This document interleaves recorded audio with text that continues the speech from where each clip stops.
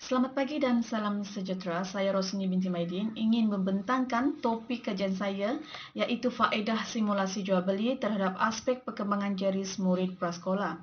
Dalam artikel ini, saya ingin membentangkan beberapa kandungan utama iaitu pengenalan yang didasari dengan penyataan masalah. Kemudian kedua adalah metodologi. Kemudian ketiga dapatan dan perbincangan dan keempat rumusan kajian.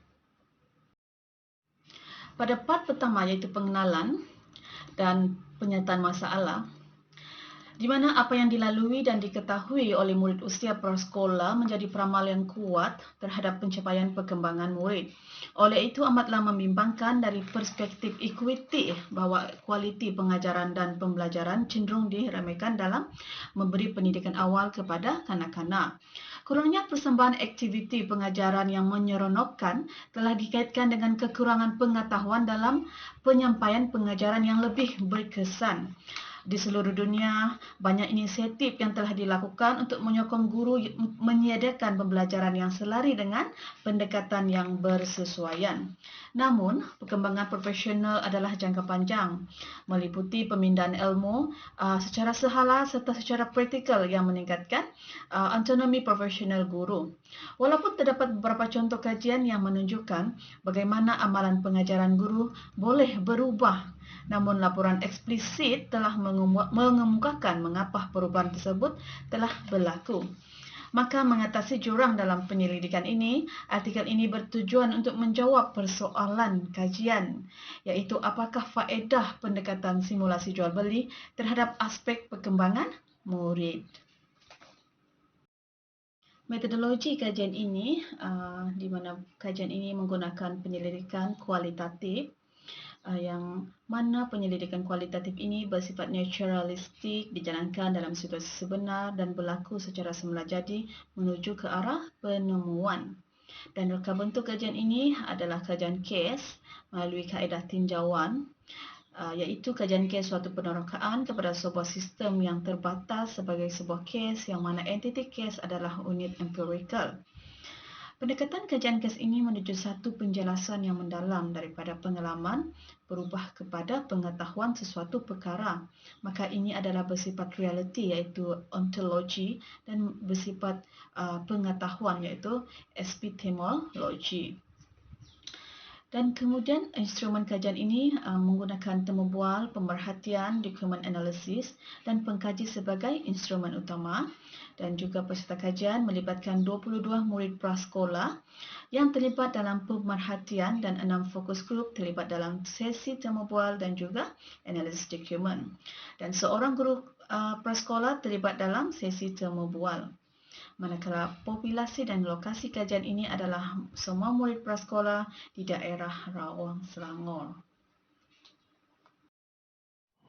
Kemudian kita beralih kepada dapatan kajian, di mana dapatan kajian ini dianalisis menggunakan Constant Comparative Method daripada Glaser dan Strauss, dan data ini dianalisis secara induktif kepada diduktif, dan terdapat 5 peringkat cara menganalisis data sehingga menemukan dapatan kajian yang utama, iaitu pada peringkat pertama iaitu pengurusan data, di mana pada bahagian ini pengkaji mengurus dan membentuk setiap fail dapatan. Dan kedua adalah penulisan transkrip temu bual, di mana selepas pengkaji menulis data temu bual, pengkaji akan memindahkan dapatan temu bual tersebut dalam bentuk transkrip. Dan pada peringkat ketiga iaitu penganalisisan temu bual, di mana pengkaji akan menganalisis data temu bual menerusi transkrip yang telah dibina, dan pengkaji akan membuka open code ataupun outline, dan pengkaji akan menyelaraskan dapatan pemerhatian dan juga dokumen analisis dan disatukan. Dan pada peringkat keempat adalah pembinaan kategori, di mana dalam peringkat ini pengkaji akan membina kategori yang signifikan daripada kod. Dan akhir sekali adalah pembentukan tema, di mana peringkat ini adalah pengkaji akan memilih ataupun boleh memilih kategori dalam membentuk tema, dan pengkaji akan membina tema yang signifikan dengan kategori, dan juga pengkaji akan membina subtema yang signifikan bagi menghuraikan maksud tema yang telah dipilih. Kemudian kita beralih kepada dapatan dan perbincangan, di mana dalam gambar raja ini menunjukkan satu persoalan kajian, iaitu apakah faedah pendekatan simulasi jual beli terhadap aspek perkembangan murid. Maka faedah ini berarah kepada semua keseluruhan jenis murid, iaitu jasmani, emosi, rohani, intelek dan juga sosial murid. Pada aspek jasmani, perkembangan murid berarah kepada 3 aspek, iaitu motor kasar, di mana motor kasar adalah pergerakan keseluruhan tubuh murid. Kedua adalah motor halus, iaitu pergerakan kecil seperti menggunakan jari dalam mengutip wang shilling, dan juga koordinasi, iaitu keupayaan menggunakan koordinasi tangan dan mata seiring dengan aktiviti melihat, mengutip dan melakukan secara serentak.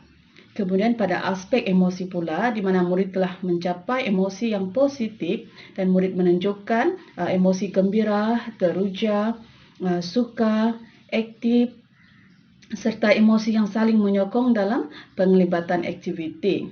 Kemudian pada aspek rohani, murid telah mempelajari dan memperoleh nilai-nilai murni seperti baik hati, bertanggungjawab, berterima kasih, hemat tinggi, keberanian, kejujuran, kerajinan, kerjasama dan toleransi. Kemudian pada aspek intelek, murid telah mempelajari dan membina pengetahuan matematik menerusi 3 saluran, di mana pada saluran pertama adalah penyelesaian masalah matematik, di mana segelintir murid masih didapati lemah dalam menyelesaikan masalah matematik operasi tambah melibatkan nilai wang 40 sen. Maka tindakan tersebut telah berulang sehingga murid mencapai suatu kefahaman dan pencapaian pengetahuan nilai wang jelas berkembang. Kemudian pada aspek bahasa pula, di mana bahasa ini merupakan satu medium interaksi murid melalui peranan dan watak mereka dalam komunikasi, dan daripada penggunaan bahasa tersebut, komunikasi murid meningkat dan murid yang pasif dalam berinteraksi menjadi satu perubahan dalam diri murid, di mana murid bertindak mengikuti watak dan peranan tersebut sehingga murid dapat memperkembangkan, dapat merangsang aspek bahasa mereka sehingga aspek bahasa komunikasi ini meningkat.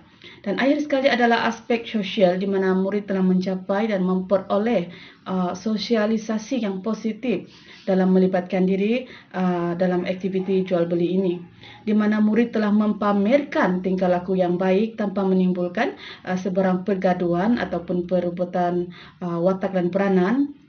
Dan ini yang dapat dilihat mana murid membuat tindakan yang benar serta beradab.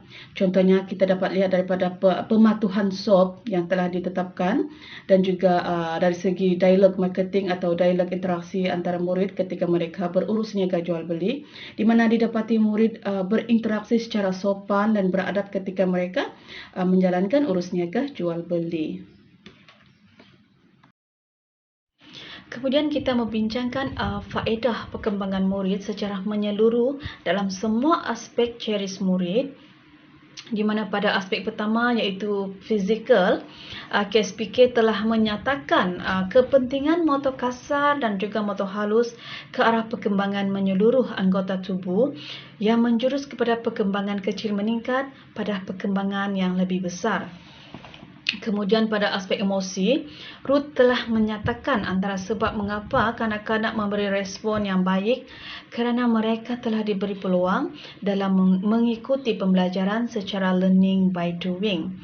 Kemudian pada aspek rohani, Vygotsky dalam market simulation menyatakan unsur moral yang tersirat dalam alat minda tersebut adalah mendidik kanak-kanak peraturan yang bukan dicipta oleh guru dan juga bukan dicipta oleh konteks pendidikan, tetapi berunsurkan didikan yang realiti selari dengan kehidupan sosio-budaya sebenar manusia.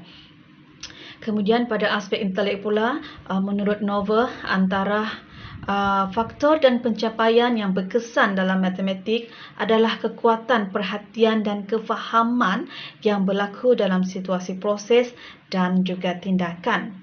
Maka murid yang menyelesaikan masalah matematik secara hands-on ini akan mampu melatih murid meneraka sendiri masalah pembelajaran mereka sehingga mereka menemui penyelesaian yang tepat dan akhirnya mendapat pengetahuan. Dan Vygotsky juga turut menyatakan bahawa aspek bahasa merupakan alat artifak yang digunakan untuk berhubung antara manusia. Tanpa bahasa ini, perhubungan antara manusia tidak akan wujud.